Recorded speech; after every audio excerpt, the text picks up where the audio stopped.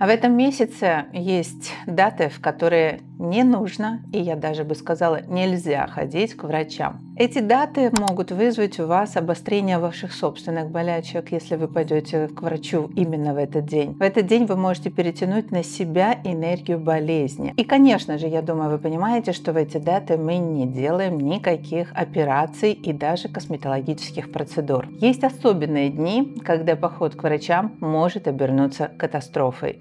И сейчас я эти даты вам перечислю, записывайте их обязательно в свои календари, потому что таких дат будет несколько. И это у нас 9, 12 и 24 число. В такие дни болезни будут как будто бы сами липнуть к человеку, если вы будете обращаться в медицинский мир. В эти дни вы знаете прекрасно, что энергия болезни перетягивается теперь к людям, и поэтому в медицинский мир не ходим, с врачами не контактируем. И, конечно же, стараемся не ходить в места большого скопления людей.